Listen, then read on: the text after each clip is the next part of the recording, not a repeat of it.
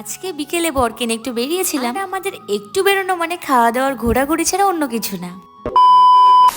বাড়ি থেকে বেরোনোর আগে ঠিক করেছিলাম আমরা কোথায় যাব, কিন্তু সেখানে যাওয়ার আগে এমন একটা কাজ করে ফেলেছি, আমার তো যাওয়ার ইচ্ছেটা পুরোই মরে গেছে। দাঁড়াও, তোমাদেরকে পরে বলছি কি করেছি, তার আগে চলো কিছু খেয়ে নিই। আমি তো ভাবছিলাম কি খাওয়া যায়, এদিকে আমি কি খাবো ঠিক না করতে করতে ওর ভাবা হয়ে গেছে বিরিয়ানি খাবে, সাথে আরো কিছু খেতে পারে। এইদিকে আমি ঘাটের মরা ভেবেই কুল পাই না কি করব। বরের জন্য বিরিয়ানিটা তো রেডি করে ফেলেছে, তাই আমি ভাবলাম বেশি দেরি না করে আমি একটা কাটলেট অর্ডার দিয়ে দিই। আমি তো ঠিক করে নিয়েছিলাম আমি বিরিয়ানি খাবো না, তবু ওর কথা শুনে টেস্ট করছিলাম। তবে একটা জিনিস, এটা কাটলেট ছিল না অন্য কিছু ছিল আমি বুঝতে পারিনি, তবে খেতে আমার মোটামুটি লেগেছে, কাটলেটের মতো লাগেনি। এবার চলো তোমাদেরকে বলি আমরা কি করেছিলাম। আসলে ওকে আমি বলেছিলাম আমরা যুগল কিশোরের মন্দিরে যাবো, আরমঘাটাতে, অনেকে হয়তো তোমরা চেনো। তার আগে এমন কিছু খেয়ে ফেলেছিলাম যে মনে হচ্ছিল না মন থেকে যে ভেতরে আমি যাই। তবে ওকে আমি অনেকবার বারণ করেছিলাম, তাও সত্ত্বেও ভেতরে গেছি। তোমাদেরকে একটা দারুণ জায়গার খোঁজ দেবো আজকে। আরমঘাটাতে এই কাকুর কাছে না 10টা চাটনি ফুচকা মাত্র 30 টাকা, যেগুলো খেতে ছিল পুরো চুমু। আর দই ফুচকা 10টা মাত্র 50 টাকা। আমরা আগে পেট ভরে বিরিয়ানি আর কাটলেট খেয়ে ফেলেছিলাম বলে আমরা দই ফুচকাটা স্কিপ করেছিলাম। তবে হ্যাঁ, নেক্সট টাইম যখন আমরা যাবো চাটনি ফুচকা দই ফুচকাটা অবশ্যই আবার ট্রাই করে দেখবো। এখন আমি যাই, টাটা।